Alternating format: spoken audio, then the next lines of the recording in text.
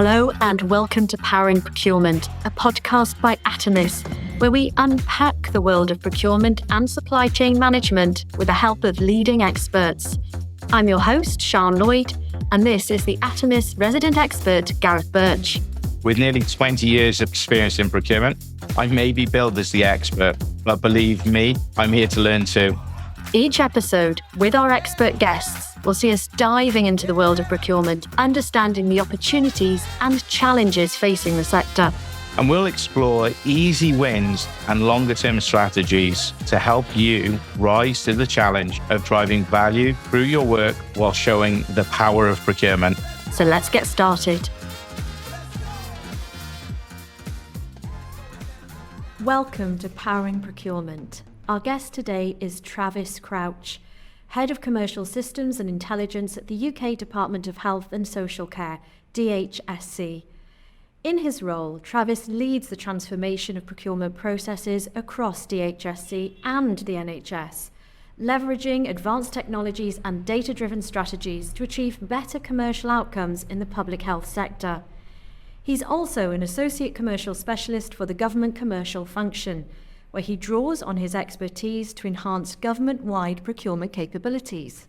Travis brings a wealth of experience from both public and private sectors, having previously served as procurement technology and data lead at Aviva, head of commercial data and technology at NHS Digital. His career also includes significant roles at DEFRA, where he managed procurement systems and data. With extensive experience in e-procurement, strategic sourcing, and supplier relationship management, Travis is a leading voice in driving innovation, excellence in procurement through technology and data analytics. Well, welcome to you, Travis. Great to see you today. Thanks so much for joining us. I'd just like to begin, I suppose, by setting the scene and a little bit of context. If you could, give us an overview of you. Yeah, sure. So I currently, as Gareth said, working at Department of Health and Social Care. I head up the commercial systems and intelligence team, so we look after all the technology that's required to deliver commercial services to DHSC. And DHSC, in terms of what they look after and what they buy, is more around like your DDAT. So this is around software, hardware licenses, laptops, those sorts of things. But it's a bit of a mixed bag. There's also a lot of professional services, so like contingent labor, legal services, consultancy, and then also corporate and clinical. So it's a real mix. So that covers off stuff like facilities management, screening, public health services, etc. So a bit of a mix. But then that's just DHSC. So our implementation of Atomis kind of stretches out to the wider health sector. So this is covering off DHSC, its arm's length bodies, NHS trusts and foundation trusts. We've managed to roll out the system to 94% health. I think it was around 318 organisations. So we stretch the kind of full spectrum of all services, and that's the kind of system that we need to look after and maintain. So how would you describe the way that the systems actually support the teams there? We have to ensure that the system is set up in a compliant way, first of all, but then also it is set up in a way to help automate and direct people through the process to ensure that public is getting value for money in its procurements, and also that suppliers are able to kind of automate some of their part of the process when they're responding to bids, and then also in a way that we can kind of collect data across the spectrum of the source to pay, of source to contract in particular process, and by doing that we'll look at aggregating information and producing reports to help us make those strategic decisions. So it covers off the broad spectrum at a really high level there. But and the other thing too is around making sure all change management that goes through the system is done in a coordinated and safe way. Make sure we've got all our testing done, make sure all the communications are done, all changes, and ensure that all of the buyers are aware of the changes that are coming up across the whole of the health system. Gareth, You've been collaborating with Travis, haven't you? Any observations at this stage and a bit about that collaboration, really? Understanding his challenges, how solution, technology, and data support them is a massive undertaking. And some of the challenges from technology to process to people, and how DHSC are working with NHS England and the different trusts Travis outlined to deliver a single solution with a single view where we share and elevate data is such an impressive journey, and great to hear and see what Travis and the team are doing. Travis, you've got a really impressive CV. I mean, just one thing I'm interested to ask at this stage, really, is there been any defining moment or perhaps, an experience along the way that's helped shape your procurement journey?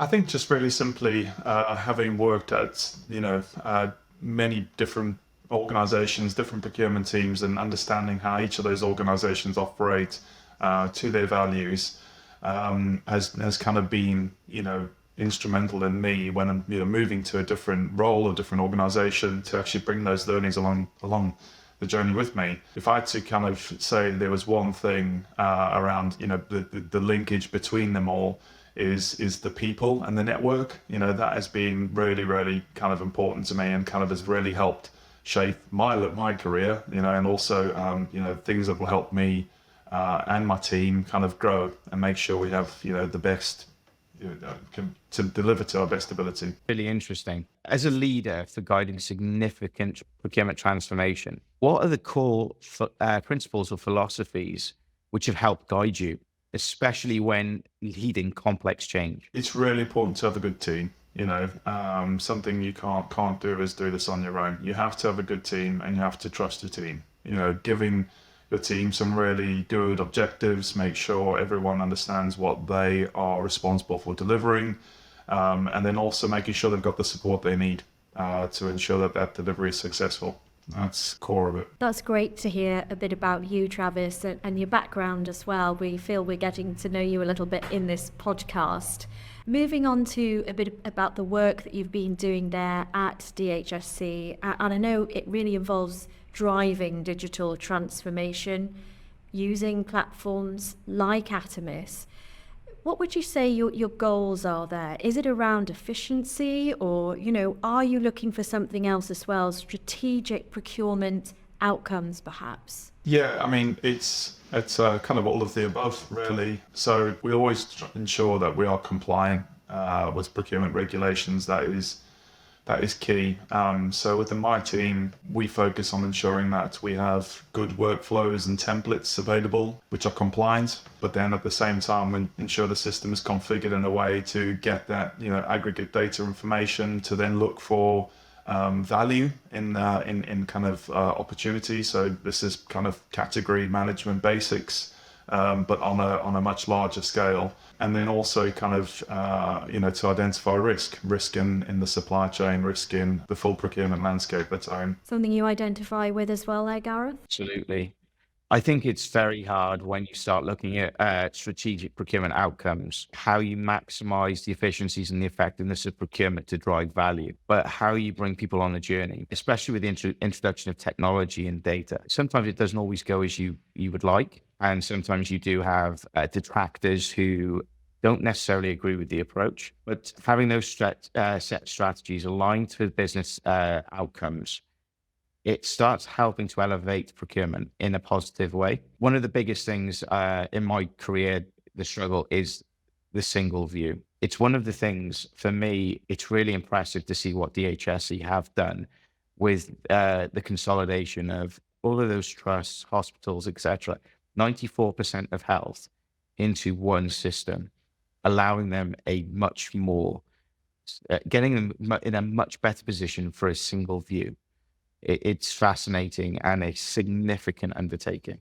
Wow, absolutely. I had no idea the extent of it, and that is what has happened in the area. I mean, Travis, how do you measure the success of that? In terms of the success of the implementation, it was really simplistic. We set, some really tough targets in terms of the delivery, and we set up a really good implementation team to help deliver that, led by Steve Balding. The success there is around kind of adoption, making sure we kind of keeping track of who's onboarding, where they are on their journey, what do they need to do to get themselves ready. But then separately around kind of measure of success, there's one key thing in commercial, which is savings, benefits, delivering value. How do we measure that? So ultimately, we know that by implementing one solution, doing it once, managing one contract across the health system brings great benefits for the whole health system. Simply just because we have the central funding agreement for the contract, which is provided by Crown Commercial Service, and this has kind of meant that there's no individual licenses to pay for an e-procurement solution within the wider health system. So lots of benefits there, which we've tracked against the program to ensure that we're delivering good value through the program. And then also, we also try and measure success from actual savings and stuff which have been released by using the platform. So we've got a commercial pipeline in the system, kind of circa 30,000 records, roughly up to worth 90 billion pounds worth of spend. And those opportunities are kind of all tracked and logged in the system, and they are kind of pushed largely by our colleagues in NHS England, Nils van der Winkel and Richard Taylor, very helpful colleagues, and they've helped roll out that pipeline module. And through that, there have been opportunities that were identified as particular ICS in Northwest London, who identified quite a large sum of savings. I think it was up to 34 million, I think was the figure, can't remember off the top of my head, with the savings just through that aggregation of contracts and opportunities, just by having the single system. So, we're still at the early days, I'd say. We've only just closed our onboarding program in June. So now the focus is around adoption. Now, how do we get kind of the data quality up to a standard where we need it to be? Lots of ways to measure the success there. You just provided a great example of where digital transformation results in a positive outcome for procurement. What were the key lessons learned from that initiative? It's kind of like you have to weigh up the pros and cons of your different approaches as to how you roll out a system like that. But within 2 years to reach 94% rollout is mega impressive. I mean, anyone who's implemented a large scale system implementation to know that you've rolled out to so many organizations in such a short space of time is a huge success. However, our approach to do so almost came at a cost of getting everyone in and on and using the system, rather than focusing on improving data quality before it was onboarded. So I think one of our key lessons, and I don't know whether it's a lesson, but just to be aware of, there needs to be a decision, a risk-based decision made to, do you go fast, go quick, and then reduce your quality, or do you kind of go slower, longer, and get better quality? So that whole cost, time, quality, you can only have two. So, but yeah, I think for us, maybe a more balanced approach on that might be more helpful.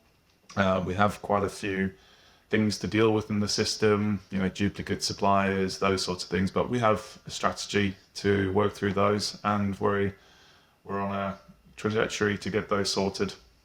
Well, thanks so much for your insight there. Really fascinating stuff already in this podcast. I'd like to focus a bit on data analytics now, and actually, Gareth, go to you as our resident expert. How important is that in terms of procurement strategy? For me, data is king. Without sufficient data, without quality data, procurements face a massive uphill battle. What are the right areas we should be looking at to drive value? What are the areas which create risk and put the businesses unnecessarily in a position where risks turn to issues? Without data, we can't predict, and we're unable to see these issues and and able to proactively remedy these. Procurement has come a long way over the last 15, 20 years, and data is very much coming into the foresight. Data helps us massively. Data quality, as Travis has alluded to, does become a challenge with an implementation. How you put the right controls in place help you and help your end users, the people who are using the system, who are on the ground doing the sourcing activities, the contract or supplier management activities, and the risk mitigation. So that data helps us drive overarching procurement strategy. It forms our procurement strategies, our category strategies, and really allows us to get into the detail in particularly high pressing areas like risk management. Absolutely. I mean, you nailed it. That data is king. It's incredibly important. And, my team's name is the Systems and Intelligence team, right? So we've got two strands within my team alone that just look at data and how we can use data to kind of help influence commercial strategies. And then also just, some of the core decisions that are made within a commercial team, setting up commercial teams, what size of a team do you need to manage a particular category? What's the trend over time? Are we spending more or less with more suppliers, less suppliers? What do we need to do around SRM? All those things is so important, and having good data is essential to deliver that. Can you share a compelling example how data-driven insights have significantly impacted your procurement strategy in a positive way? Maybe not a specific example, but I mean, because I don't have the full details, but I mean, I know I've just recently had a conversation with NHS Business Services Authority, so not something DHSC are doing, but they're using our implementation to kind of help get information to help drive a program. So they've got their electronic staff record program, which is looking for similar systems that are out there and how they can interact with those health organisations to kind of offer up what solutions they have and how that program can support them. So that's the kind of thing that we use and we use our system for. We've got what we call the data analytics app, which is a kind of version of our implementation, but it's kind of watered down to anything that's publicly available, and it's all summarized in one login. What that does is it gives people the opportunity to see all contracts that are in the solution, who the contracting authority is, what the value is, all that stuff you'd find when contracts signed or find a tender service, and then also see who the procurement person was to then reach out and kind of have a discussion.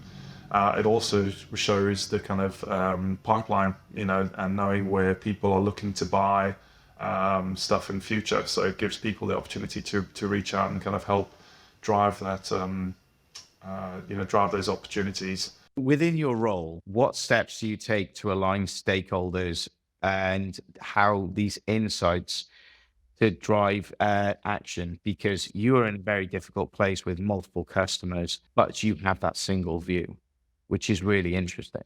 I mean, what I find is that most people want to use data in their decision making, but however, a lot of people haven't had good data to help make decisions, so they've gone back to instinct, and they kind of make instinct based on general gut feeling, which is not too far off generally from the truth, as you find, because someone will go, hang on, that doesn't look right, and you slice it in a different way, go, there we go, that's what I was thinking. So people generally do have a good feel of things, but what my team are doing is trying to kind of bring that information to life, and what we have to deal with is sometimes people are wrong and their opinions aren't entirely right, and kind of showing the data helps prove that. And when I say they're wrong, they don't kind of, it's not something they're far off, it's not something criminal, it's just simply a bit of help by looking at the data, and then that kind of helps them going forward. And I think in the future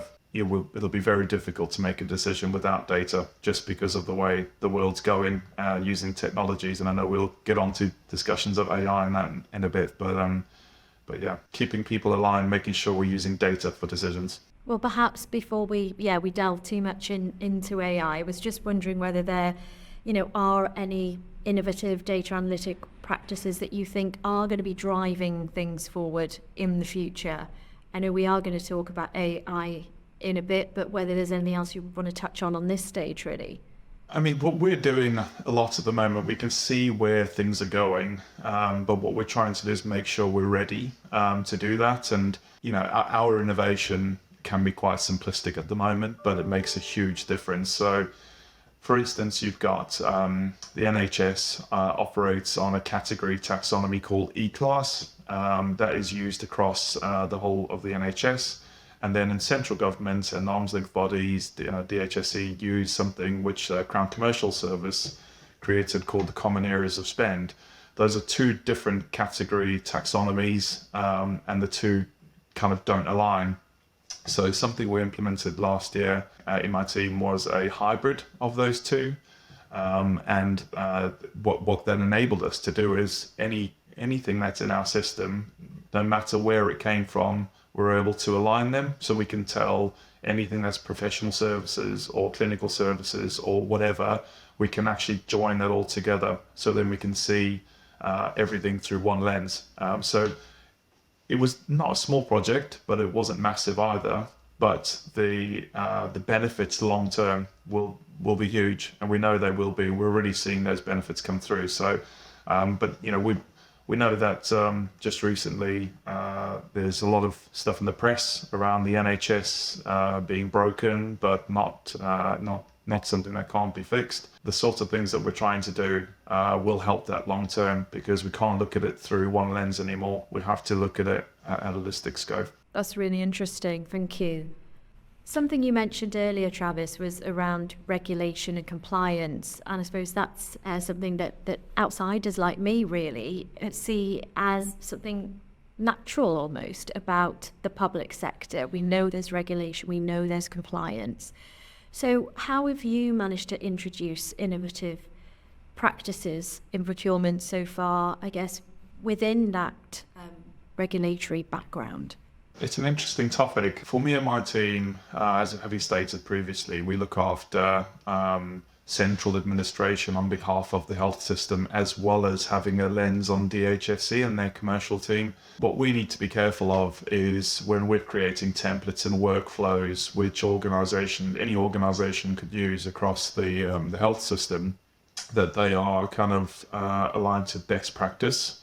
And that they follow kind of standards that are set from Cabinet Office, and also kind of align with the regulatory environment that we work in. We have to be quite careful in terms of how much innovation we build into those, because they're very kind of strict processes. However, though, where a commercial person takes a procurement through the process, and if there's any kind of notices that need publishing on any of the notice systems like contracts find a tender, we have built in some innovation within the contracts module using flows, which basically is a Salesforce tech for kind of automation, that will look to see what type of procurement it is, what procurement route it's followed.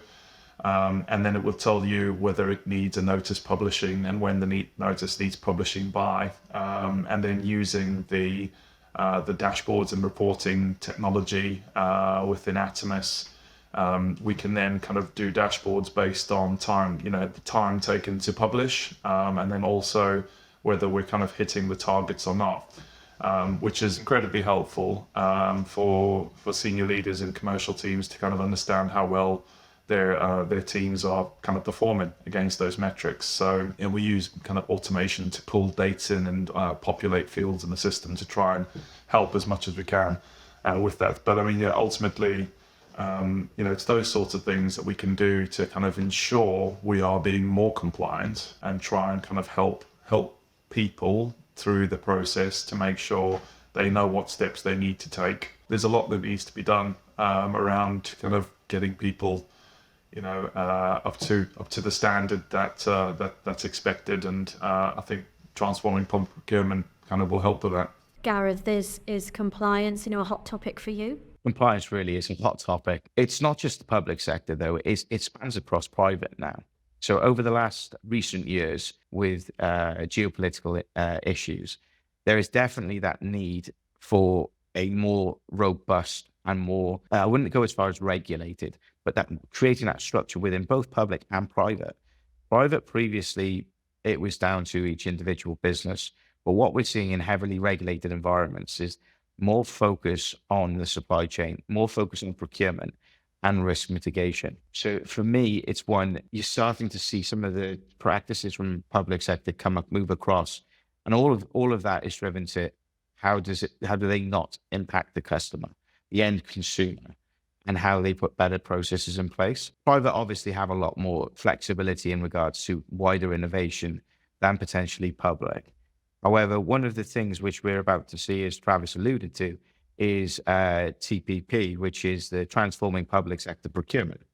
And these are all new regulations coming in to help adopt new ways of working. And it would be great, Travis, to understand some of that innovation from your perspective, because as an e-sender and working with you and our other clients, we're working hard to make sure we're delivering. We're seeing the value in it. And it's just hearing it from the people on the ground affected by it. Yeah, I mean, it's still very new, right? Not even live yet, as you know. With all these things, it's kind of, you really get the benefits once you put it into practice, I think. But our initial thoughts, and what we can see already is the increase in number of transparency notices that are required. I'm talking not just the transparency notice, because there's one going to be called transparency notice, but they're all the notices that are required. And then also the central digital platform, where suppliers will have to register and register themselves as a unique organization, getting their unique identifier, will kind of help with that data journey to understand, where, suppliers are interacting across public sector. And then also we'll be able to see procurement journeys from start to finish. So, we're getting to that point where, everything's starting to become joined up. And then you can kind of, the idea is you'll get reporting from the central digital platform, which will help you see all contracts that are awarded to Atomis, for instance, kind of what are those contract terms, lengths, and I mean, as in time rather than the actual terms and conditions. Although that is, whatever's not commercially sensitive, you can find what's been published. So, I think that kind of data journey that's happening and being driven by Camden office is impressive, and that kind of level of transparency is going to be second to none, kind of world leading stuff. So, we're looking forward to that, and we're looking forward to having something led by Camden office in terms of, central data identifiers, key identifiers for suppliers, so that we can all ensure that we can talk the same thing when we're trying to join data sets up across government organizations. So yeah, it's there's a whole host of benefits in there which we're looking forward to. But then at the same time, there's a lot of stuff to do in terms of getting commercial teams ready to make sure we get best value out of the new processes that have been delivered. That's a really interesting point there, your final thought, Travis, because I'm interested to know, change, when implementing change, there's sometimes resistance, there's sometimes challenges. How do you see the future there, and perhaps what strategies do you have in place? I think one of the key benefits of the new regulations, the wins, is the fact that any of the frameworks that were let before under the old regulations will still be in place. So we'll have a hybrid approach for a while where, we use a lot of Crown Commercial Services frameworks, and so do a lot of public sector organisations. And those, if they've been let under the old regs, you'll still be calling off using the old frameworks until those frameworks are replaced. So there's a bit of a period of, a hybrid of running some of the old and the new regs together. But the key is where we are running some of those more complex, larger procurements post go live. When talking to commercial staff, they are just really excited about it, and they want to kind of get in there. You've got the new competitive flexible procedure, which gives a little bit more flexibility in terms of how they can approach a procurement and how they can approach the market. So, they are keen to get going with it. Camden office have released some really good training material online. You've got the transforming public procurement training material, which we've set ourselves some targets internally within DHSC to kind of get all commercial staff through that 10 module training program. And what I'm saying it's good, and it's kind of you on your own sitting online doing a course, and it takes 10 plus hours to get through it. It's not small by any feat, and it's good stuff. Yeah, most people are getting their heads around it, starting to learn, understand the differences, and seeing where they can kind of use that to release commercial benefit in the future. Thank you for sharing that with us. Gareth, I think we had some questions around SRM, Effective Supplier Relationship Management. It would be great if you feel you could lead us into that. So earlier I mentioned about geopolitical risk and how it's impacting procurement at the moment. Some of my thoughts on geopolitical risk is the impact to procurement teams today. Over the last few years, as I mentioned, there's been a number of uncertainties.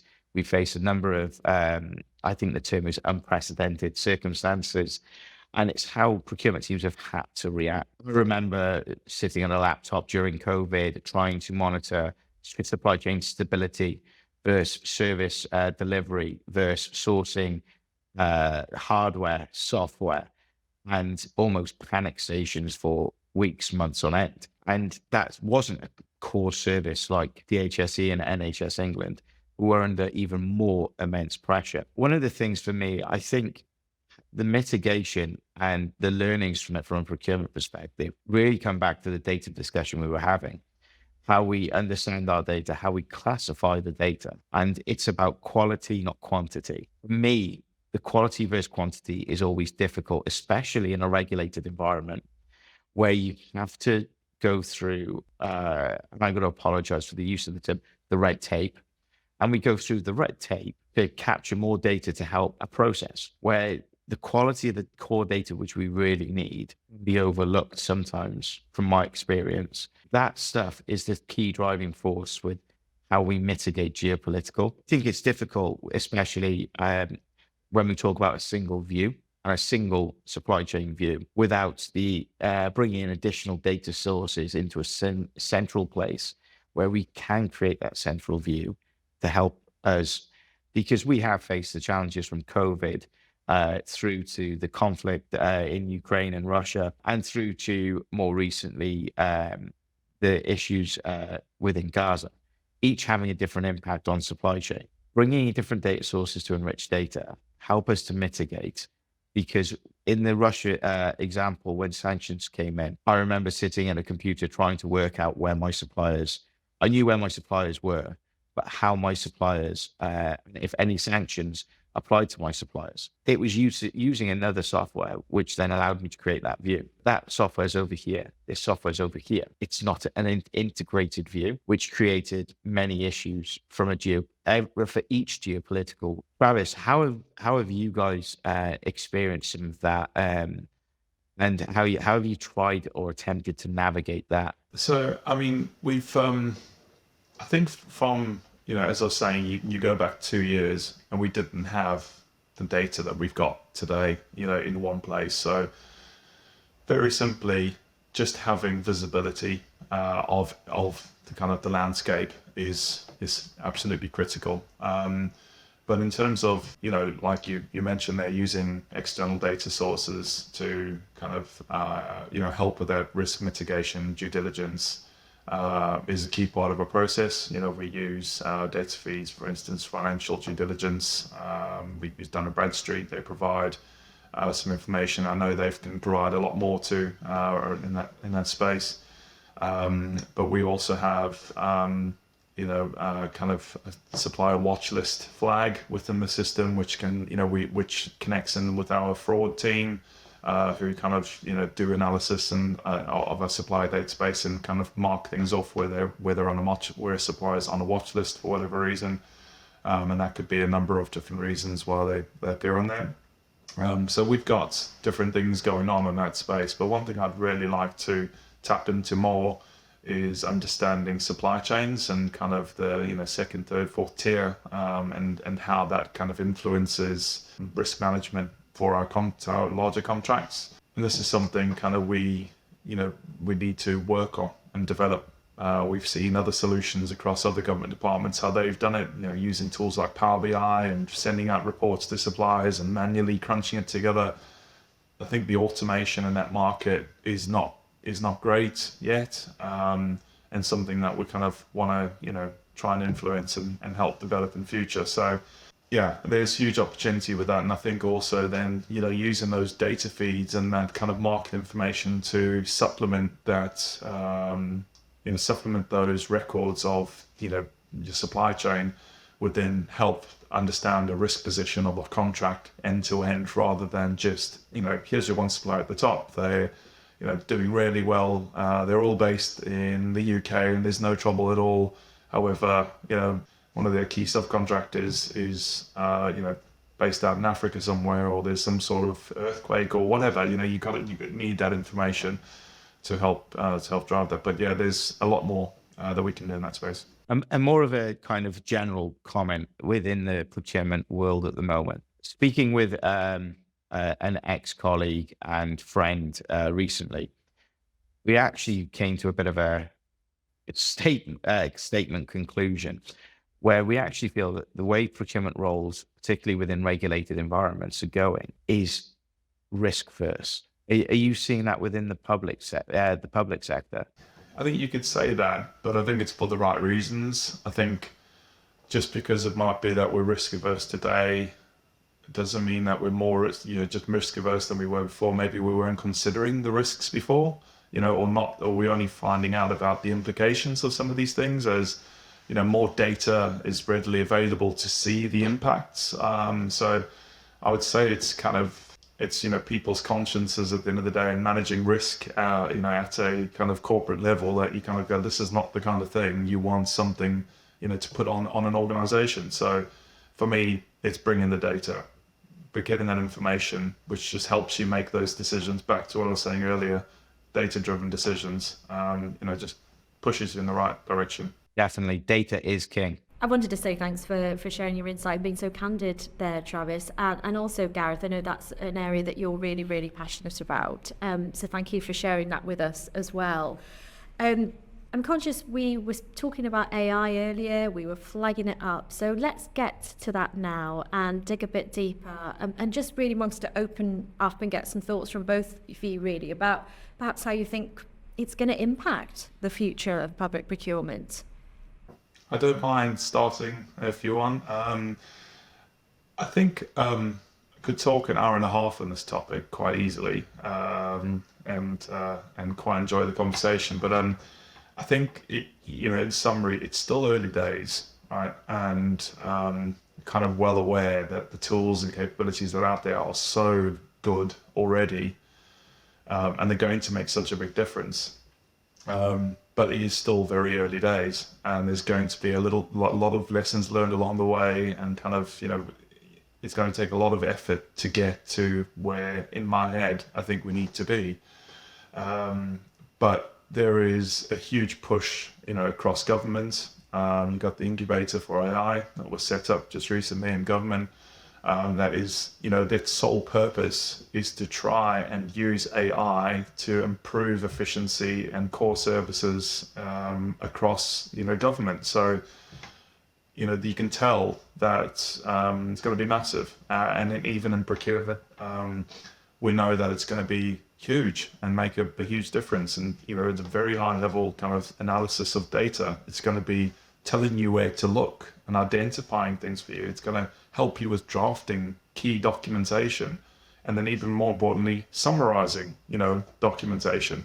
All of those sorts of things is where it can do the heavy lifting for you, and even point you in the right direction. And don't get me wrong, it's going to need analysts and tech people and kind of lots of people investing behind the scenes. So for me, you'll see a shift. I think over time, don't get me wrong, we're still a far way away from this, but we'll see a shift of more tech people kind of driving the machine, rather than kind of people out there doing and delivering kind of procurements in the kind of the way they will now, because you'll have one person can do more with better tools, but then you'll have more people kind of driving better outcomes, so you'd see the quality improve. You'd see more value being achieved. You'd see all that kind of stuff because the tech would be better. But I think in terms of numbers of people, only over a long period of time you'll start seeing that drop. But you'll see a shift, I think, of resources and skills. I think the power of AI is it could be phenomenal. It could revolutionize procurement and really help procurement elevate itself. I think that for me, there's kind of three things which I think worry me about AI. One is the data. I know we keep coming back to data, but if we don't have good quality data, AI it will not have the same impact as it would with the right data set. And don't get me wrong, different levels of AI can find the data, interpret the data.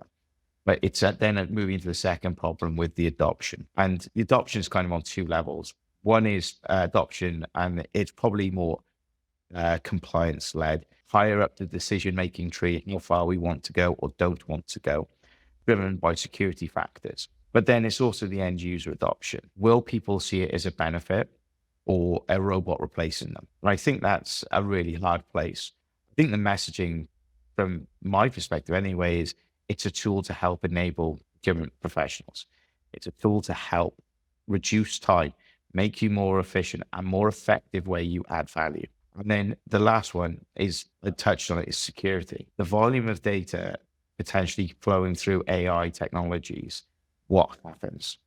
Because the AI could do lots of great things. In a world where we have like GDPR applicable to us, what happens with that data? Where does it go? How is it processed? These then create some of the risks and concerns, which again flag back to more of the compliance decision and the adoption. But I think if we're able to tackle the three of them, AI has got such a bright future to support procurement, help take some more manual tasks, automate them, help the end user to be more effective, and help drive real value back to the business. Just back echoing there on what you were saying. Well, it's certainly here now, Gareth, isn't it? And here to stay. 100%. It's exciting. I'm currently working with our clients, including Travis, on our AI strategy within Atomus. And in all honesty, taking that broad brush approach with AI, we are not just focusing on Gen AI, but we're actually thinking of all aspects of AI, from automated process to Gen AI. And working with our clients, it's quite exciting. Every time AI's mentioned, Travis's face lights up every time. He absolutely loves the conversation. And he's a real driving force from a public sector viewpoint for us with the progression of AI. So it's great having someone like Travis in our corner, pushing us to help support and target the areas we need to deliver in an effective way. So it's not a case of we just introduce AI, brush our hands, walk away. It's actually introducing where it's going to add value, where it's going to get the maximum return on investment for Travis and our other clients, because that then helps challenges I mentioned around adoption, security. It just helps us massively. So it's really interesting. I think it's only going to grow, but in the right way. Travis, do you think there's any specific technologies which could revolutionize public sector procurement in the next few years? It's got to be AI, doesn't it? And different variations of that. So, I mean, for me, generative AI and the way that's going is just so exciting, to the point of, helping, I think, commercial colleagues evaluate procurements. And every commercial colleague that I, talk to, and if they listen to this, they'll be going, can't do that, that's something a human must do. So I think it can get there, and I think it can do so much. And I think it can also help identify things where risks that, a single person can't do on their own. It's taking, the brains of millions of people and summarizing it almost instantly. So, you don't maybe not spotted a risk area within a contract. You need a particular KPI to cover that. You've got 10 out of 12. Maybe it's spotted 2 that you didn't even think of. Oh, that's great. Actually, maybe I should have that. I think that sort of stuff is really going to change the landscape. Have you started bringing the people on the journey with you? And if so, how have you been approaching it? Not so much just yet, I'll tell you why. So we've got so in government commercial function, there is a working group focusing solely on AI in commercial teams and kind of the implementation of AI. We know that AI is as dangerous as it is useful, so we've got to be very careful around the implementation of that. Lots of commercially sensitive information floating around in our systems, lots of potentially secret information across the whole of government. And what we can't have is that information flowing into these generative AI tools, populating someone else's questions, somewhere else asking, what should he be careful of? And then, if it's going, spouting out all the secret stuff. So we can't have it doing that. So it's really important that we go through the relevant processes to make sure it lands safely. And this AI working group, the intention there is anything that's implemented using AI, which is kind of innovative, goes through this working group. And if there's any governance or approvals that are in there, we can share that and we can kind of do it once, do it right. It's great to know that this area is really a passion point for you, Travis, as well, and it really does light your face up. So thanks very much for that. We've covered so much in this podcast. It's been absolutely illuminating. But Travis, we have got a final 2 questions for you now. So Travis, I think it's safe to say the boldest prediction for the future of procurement is going to be AI. How do you envisage the role of procurement evolving with the introduction of AI? So touched on this earlier, but I see kind of the long-term kind of the augmentation of AI technologies into procurement process. We've already seen the number of new notices that transforming public procurement will bring in tools like yours, Gareth, and Anatomus, will kind of automate those processes using tools like AI, to the point where the administration side of it is going to become so fine. However, you'll always need that human interaction, to make sure it's right. So what you'll find is your common procurement person will need more training on technology, understanding how artificial intelligence works, more of that analyst sort of frame. But I think that's kind of what we're seeing just in general. People are, using data more and systems more, and no matter what, you've got that little computer in your pocket that kind of can do all that stuff for you. So I think that will be a natural change, and won't just be within the procurement world; it'll be across all industries. But yeah, I think that's got to be something we keep an eye on. As and when we bring in this technology, it's not just simply you go in there, you push this button. People really need to understand what it's doing, how it's got there. And so I think that's kind of your main trajectory, is in the inclusion of understanding how some of these core functionalities work, and how they can help you, and then also what things to watch out for. So I think, but that's going to be slow. It's not going to be, we're talking 10 years, I think, by the time that's kind of completely revolutionized. And just a final one from me. It's something we're going to ask all our guests across the podcasts. Looking back even to the start of your career, why are you happy that you went into procurement? I mean, I'm happy I came into procurement. It's like, I think I'm like a lot of people fell into procurement. I think when I first applied for my first procurement job, I was at DEFRA working in project management office. I didn't know what the word procurement meant.